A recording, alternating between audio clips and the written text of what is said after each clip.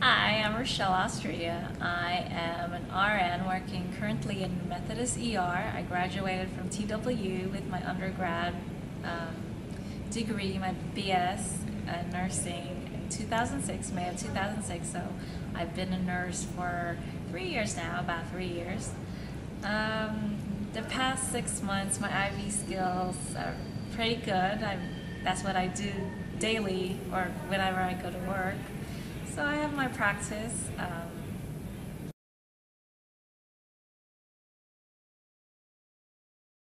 In school, it was very different of how they trained us for IVs.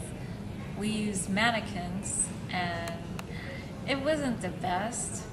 So I felt like I didn't get trained well. I read about putting in IVs, but when the first time I actually did it was actually my last semester of nursing school when I did my acute care clinicals. I did one in the ICU and I did maybe two in ER.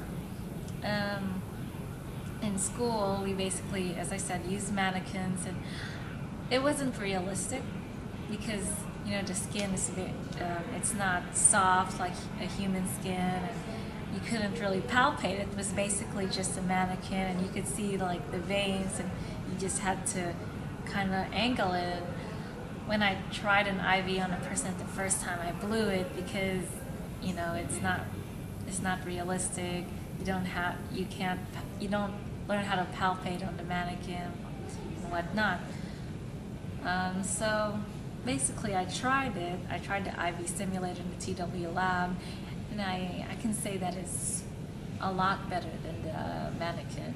It's actually more realistic. Like you have to know the steps, and you have to know which IV size you needed, and you could palpate the IV side with the arm, with the IV simulator arm model. So, well, as a nurse, I compared it with the mannequin, and I said that it was good. It was better than the mannequin. However, in real life, it's so and so. Like, it's realistic, but at the same time, it's like very picky. I guess it's really good for the student, because if you got that down, like in real life, it'll be a piece of cake, because in real life situations, if you don't even have to pull the skin so tight, you can get an IV, because some people, their veins are larger than others. It all depends on the person. So realistically, it's not, it's so-so, but it's a lot better than mannequin. So I would recommend it for students' learning purposes.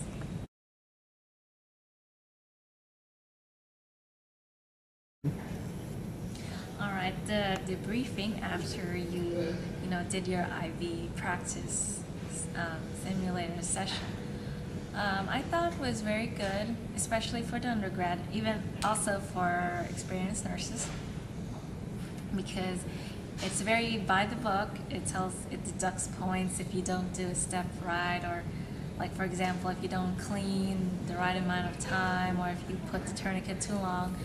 And in real case scenarios, you can't, like for emergency settings, you can't really do these steps one by one, but it's very good in a way. It'll help prevent infections. It'll help the student, do an IV correctly, and I think the debriefing is good for that.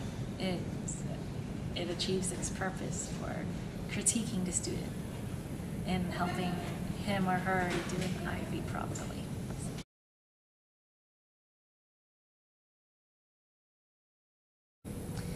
The IV simulator, I think, is a very good tool, very handy tool.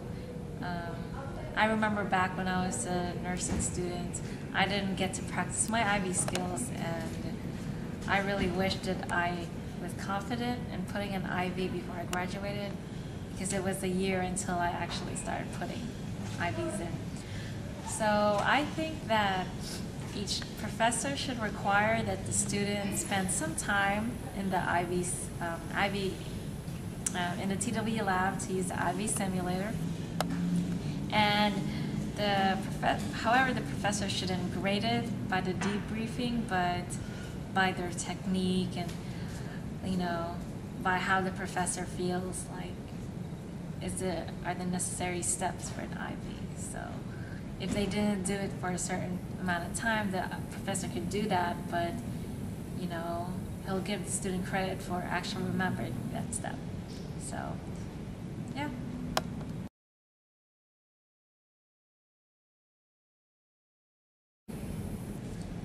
You know, it's really good that we implemented this because this is a more technologically advanced way of learning an IV skill. And it's a lot better. It's a lot better.